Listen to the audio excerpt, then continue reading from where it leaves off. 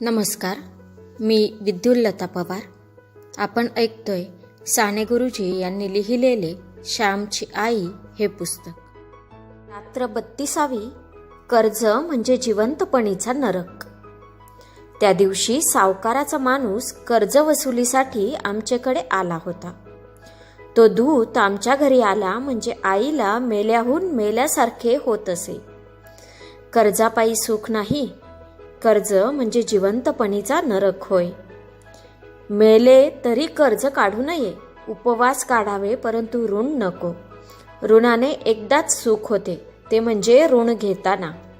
त्यानंतर ते नेहमी रडविते, भिकेस लावते. कर्जाने स्वाभिमान जातो, मान हरपतो. कर्जाने मान नेहमी खाली होते. कर्ज म्हणजे मिंधेपणा, दीनपणा. सावकाराचा माणूस. वडील त्याची बारदस्त ठेवीत होते. घरात चांगली भाजी करावयास त्यांनी सांगितले. केळीची पाने आणून दिली. कढी कर व कढीत कडीलिंब टाक म्हणजे वास लागेल, अशी आईला सूचना देऊन वडील शेतावर निघून गेले. तो मनुष्य ओटीवर बसला होता. आईने त्याला चहा करून दिला. घरातील पूड संपली होती तरी शेजारून आई घेऊन आली. चहा पानानंतर आईने कढत पाणी त्याला आंघोळीस दिले. त्या कारकुनाने आंघोळ केली, परंतु स्वतःचे धोतरही त्याने धुतले नाही. सावकाराचा नोकर. श्रीमंताच्या कुत्र्यालाही मान असतो. श्रीमंताच्या कुत्र्याचेही गरिबांना मुके घ्यावे लागतात. एकदा एका शेतकऱ्याला एका श्रीमंताचा कुत्रा चावावयास आला. शेतकऱ्याने त्या कुत्र्याला काठी मारली. त्या श्रीमंताने शेतकऱ्यावर खटला भरला व त्या शेतकऱ्यास 25 रुपये दंड लागला, असे मी वाचले होते. शेतकरी. शेतकरी म्हणजे का माणूस आहे? साऱ्या जगासाठी खपणारा तो गुलाम, साऱ्या खुशाल चेंडूंना पोसणारा तो जणू पशु. असे माणूस श्रीमंताच्या कुत्र्याला मारतो. मित्रांनो, हिंदुस्थानात पशुपक्षी यांना माणसांपेक्षा अधिक मान आहे. देवळात कुत्रे कावळे चालतील, घरात पोपट मैना चालतील, परंतु हरिजन खपणार नाही. पशुपक्ष्यांवर प्रेम करणारे परंतु मानवाचा तिटकारा करणारे असे नराधम जेथे आहेत तेथे सुख, सौभाग्य व स्वातंत्र्य कसे येणार? त्या सावकाराच्या माणसाचे ते ओंगळ धोतर माझ्या आईला धुवावे लागले. माझ्या पुण्यशील आईच्या हातून ते अमंगळ वस्त्र धुतले गेले.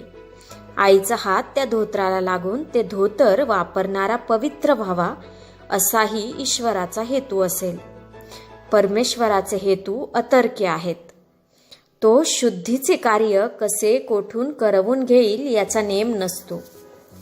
माझे वडील शेतावरून आले.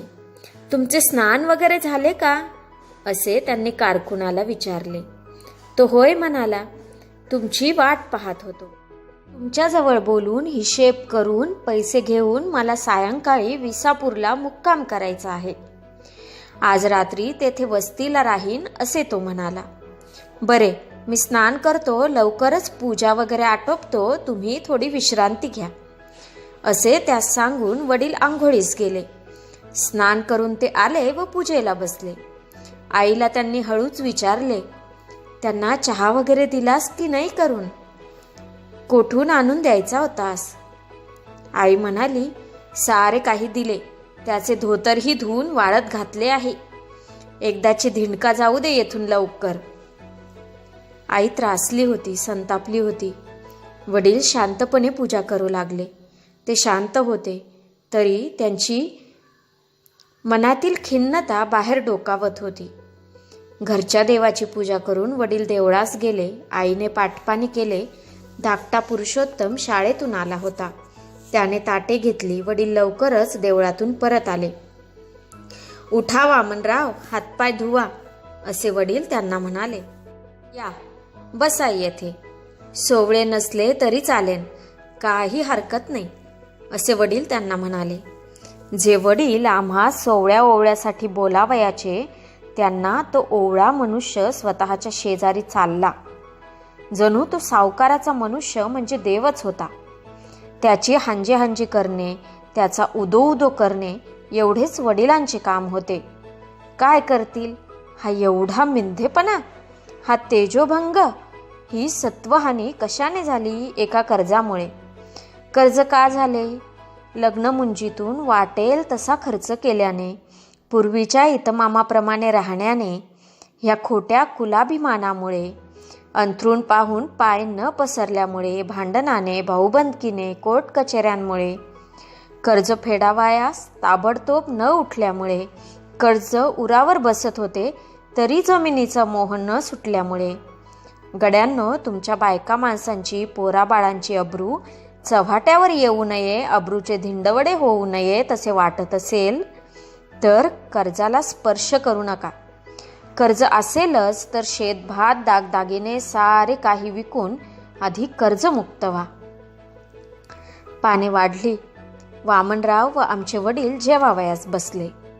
पुरुषोत्तम, छानदार श्लोक म्हण. वामनराव शाब्बासकी देतील असा म्हण. वडिलांनी सांगितले.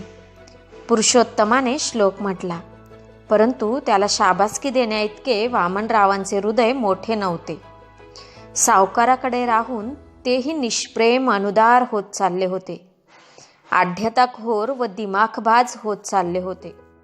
संकोच करू नका वामनराव, भाजी घ्या आणखी, वाढगा आणखी एक पळीभर, असे आईस सांगून आग्रहपूर्वक वामनरावास वडील जेववीत होते. वामनराव विशेष काही बोलत नव्हते.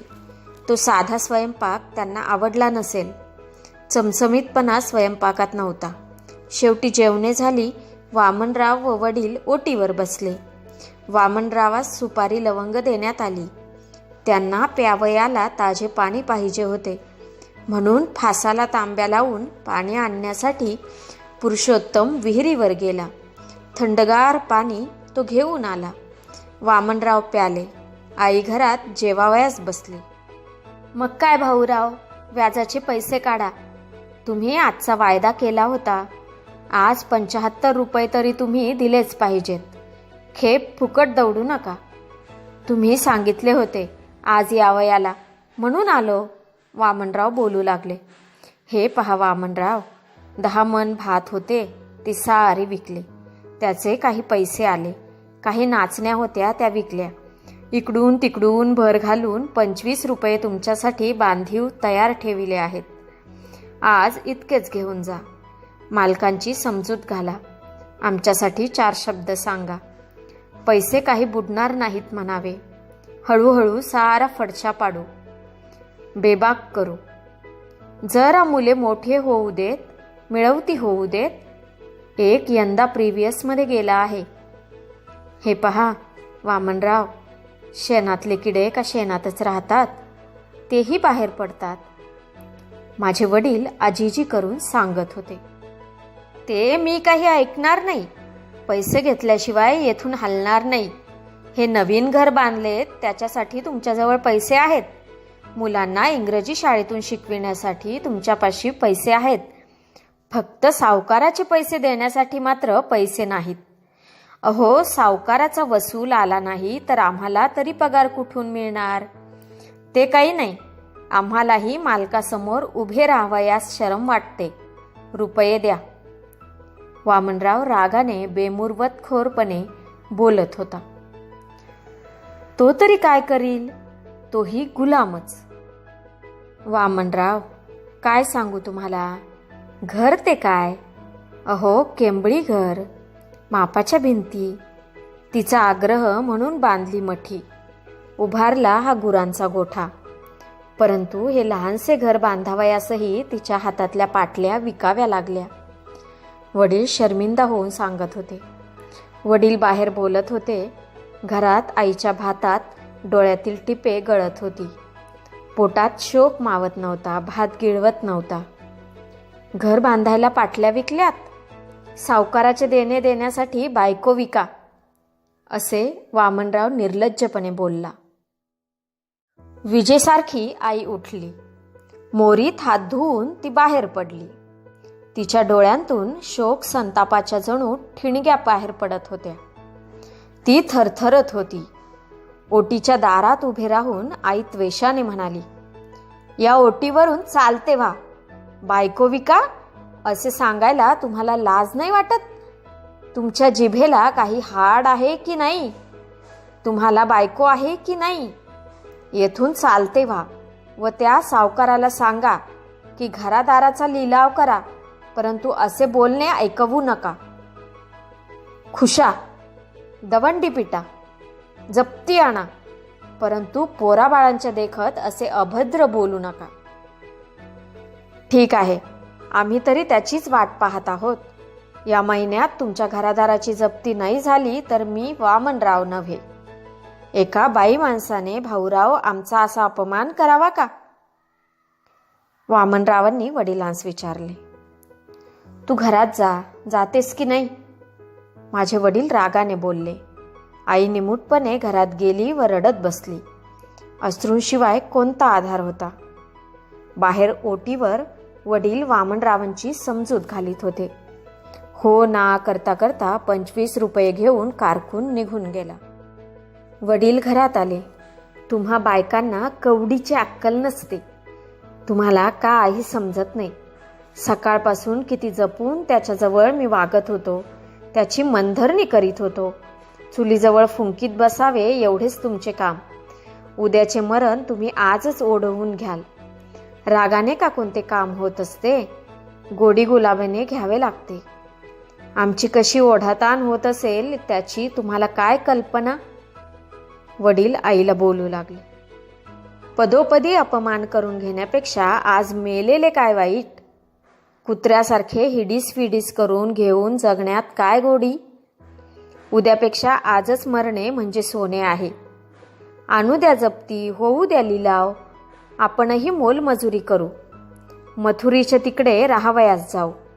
मजूर सुद्धा मेली असली अभद्र बोलणे, अशी घाणेरडी बोलणी ऐकून घेणार नाहीत.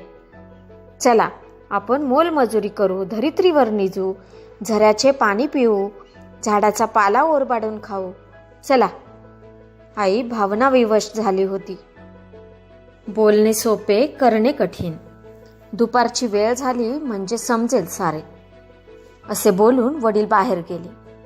धाकटे भाऊ आईजवळ जाऊन म्हणाले, आई रडू नकोस. तू रडलीस म्हणजे आम्हाला रडू येते. आई तू सांगशील ते काम आम्ही करू. रडू नकोस आई. लहान मुले मोठ्या आईची समजूत घालीत होती. फुले झाडाला आधार देत होती. करुण असे ते दृश्य होते. धन्यवाद.